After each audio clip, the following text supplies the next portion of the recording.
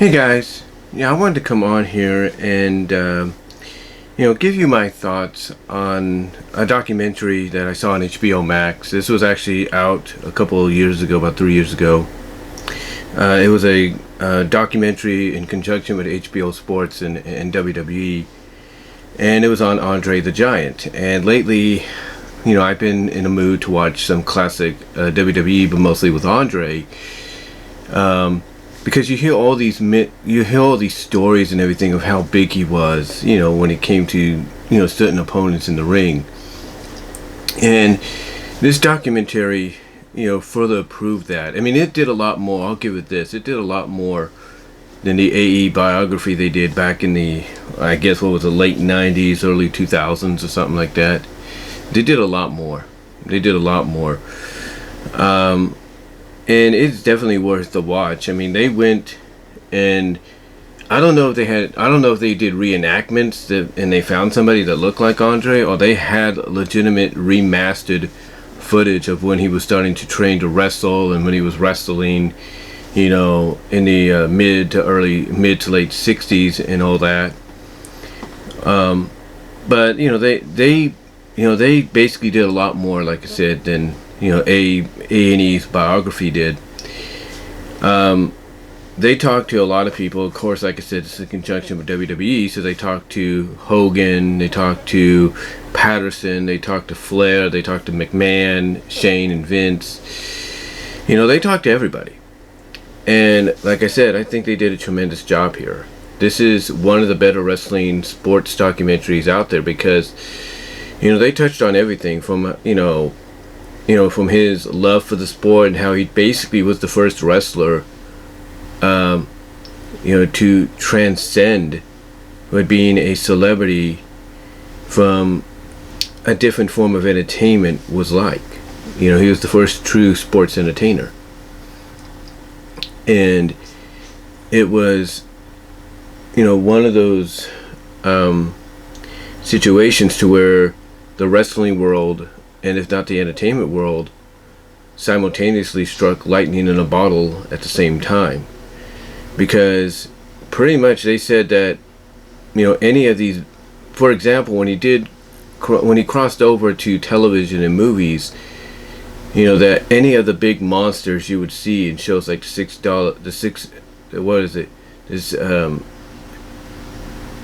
can't even think of the name, the $600 or the $6 million man or something like that. Or any other show or movie that needed a big monstrous like beast to be showcased, they pretty much gave off the vibes that most of the time that person in that costume was Andre, just based on his size and his girth and the fact that he can move around the way he did.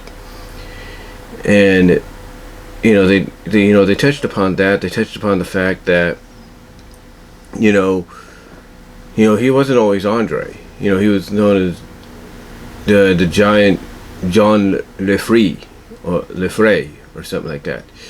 And he was known as Monstrous Rusroff, Monster Rusroff in Japan. And they touched upon all that, and they basically, like I said, they did a lot more than A&E, because A&E, I don't think, brought up the fact that when Andre started, it was still territorial, and he would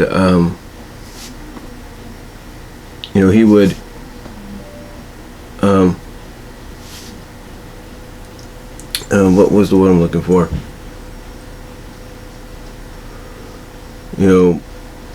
He would go from one territory, spend a couple weeks there, if you will,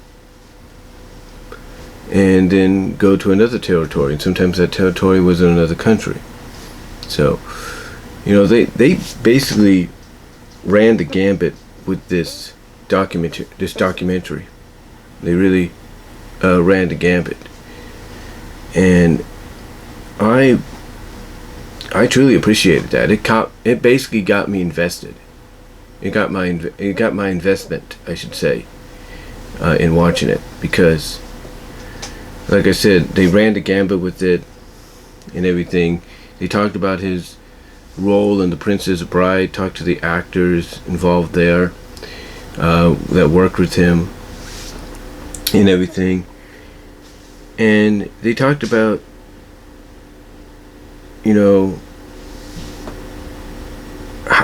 how could, they talked about basically overall of how giving he was, giving back, if you will, to wrestling, because they talked about, and when it came to Hogan and him at WrestleMania 3, that no one was really sure, not even Hogan, until the day, if not the match itself, knew what was going to happen. But yeah, they, like I said, they ran the gambit from him from when he started. They had footage from they had footage and pictures from every place he's been. They even showed him, in a cage match coming off the top rope, which we would not see until the likes of Paul White, the Big Show, the Giant, if you will. So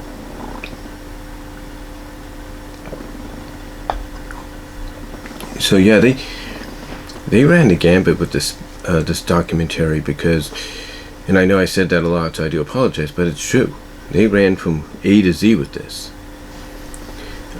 They did talk about how, as he was getting older, his gigantism had caught up to him, and basically he kind of knew, he tried to play it off for a while, but he kind of knew that eventually he wasn't going to be long. And I think, and basically when they talked to Vince reiterated the fact that Andre knew this, that Andre basically replied this to him, like, yeah, I don't have much longer, and I may not be doing this much longer. But when they got to, like I said, the Hogan and Andre at WM3, it was like it's like that match reinvigorated his love. Like, even though he knew he wasn't going to have much longer, it reinvigorated him to continue doing what he loves to do. They touched upon the fact that he wasn't happy that he was sidelined, or that when eventually he did get sidelined and basically, have his love of wrestling taken away from him, that he just wasn't happy. I mean, he was happy, he got to make appearances here and there, but he just couldn't compete in the ring anymore, the way he used to. And they touched upon all the various reasons, that even though he was still when he was still competing, how very limited he was, like, how he would mostly go into tag matches later on in his career, and that he had to work with certain opponents to where the match would be short and to the point, and whether he was going over or they were going over, they had to they had to basically modify a lot of the matches and rivalries he would be in, because of the fact that the disease that he had was finally catching up to him. It was breaking his body down.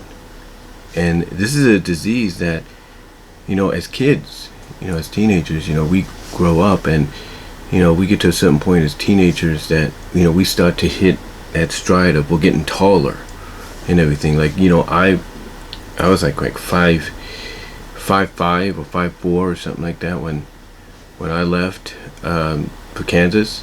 I came back and I was 4 inches taller. So 4 or 5 inches tall, and that's kind of what Andre was going through, but except his disease was causing him, this gigantism he had was making him continuously grow and grow and grow, and it just got to a point to where his organs, his heart and everything wasn't growing anymore, but his body was. And I think that's what they said, and it just like I said, caught up to him. Overall, it was a great documentary. Even though, like I said, it's been around since 2018, it is still worth watching. And like I said, A&E, they did a great job on Andre with the biography years ago, but this one to me blew it out of the park. It really did. So if you have HBO Max or HBO On Demand and you can find it, I highly recommend checking this out. I really do. So That's all I'm going to say, guys. Let me know what your thoughts are down below. Comment if you'd like. I'd love to hear from each and every one of you. And I am out.